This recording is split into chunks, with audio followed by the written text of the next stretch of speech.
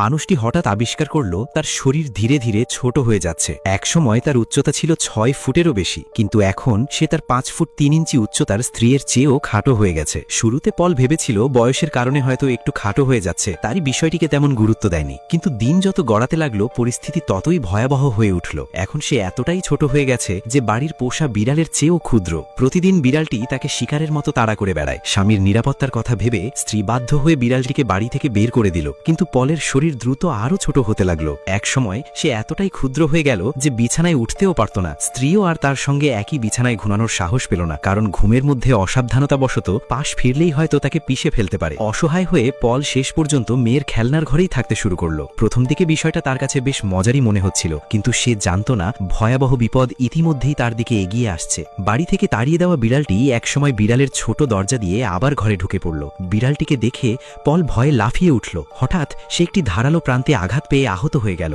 রক্তের গন্ধ মুহূর্তেই বিড়ালটির শিকারী প্রবৃত্তিকে জাগিয়ে তুলল। নিজেকে বাঁচানোর জন্য পল একটি বড় পিন হাতে তুলে নিল অস্ত্র হিসেবে, কিন্তু বিড়ালের কাছে সেটি কোনো হুমকিই ছিল না। বিড়ালের আক্রমণ থেকে পালাতে গিয়ে পল অসাবধানতাবশত একটি ফাঁক দিয়ে নিচতলার বেসমেন্টে পড়ে গেল। সে মরিয়াভাবে স্ত্রীর কাছে সাহায্য চাইতে লাগলো, কিন্তু তার শরীর এতটাই ছোট হয়ে গিয়েছিল যে স্ত্রী তার কণ্ঠস্বরই শুনতে পেল না। এদিকে স্ত্রী যখন দেখল বিড়ালটি আবার বাড়ির ভিতরে এসেছে, তখনই তার মনে এক অশুভ আশঙ্কা জেগে উঠল। আর কিছুক্ষণের মধ্যেই সে বুঝতে পারল ভয়ঙ্কর কিছু একটা ঘটে গেছে। জ্যাকের স্ত্রী ভেবেছিল তাকে হয়তো বিড়ালটি ইতিমধ্যেই খেয়ে ফেলেছে, তাই সে বিড়ালটিকে তাড়া করতে করতে উপরতলায় ফিরে গেল। জ্যাক অসহায়ভাবে শুধু দেখল তার স্ত্রী ধীরে ধীরে দূরে সরে যাচ্ছে। বেসমেন্টের অন্ধকারের চেয়েও গভীর এক হতাশা তাকে চার দিক থেকে গ্রাস করে নিল। সে মেঝেতে পড়ে থাকা কারও ফেলে যাওয়া একটি ছেঁড়া কাপড় টেনে নিয়ে নিজের গায়ে জড়িয়ে নিল। ধুলো আর শীতের মধ্যে সে কাটিয়ে দিল সেই প্রথম রাত, যে রাতে মনে হচ্ছিল পুরো পৃথিবীই যেন তাকে ভুলে গেছে। পরদিন সকালে হঠাৎ মেয়ের ডাক শুনে জ্যাকের ঘুম ভাঙল। সে বুঝতে পারল এখন তাকে বাঁচানোর সম্ভাবনা হয়তো একমাত্র তার মেয়েরই আছে। তাড়াতাড়ি সিঁড়ির কাছে দৌড়ে গিয়ে সে মেয়ের নাম ধরে চিৎকার করতে লাগলো, কিন্তু তার কণ্ঠস্বর এতটাই ক্ষীণ ছিল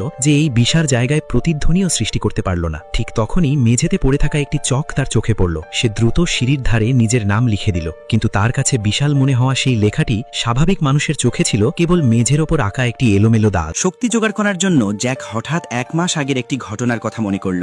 বেসমেন্টের এক কোণে সে একবার একটি ইঁদুর ধরার ফাঁদ পেতে রেখেছিল।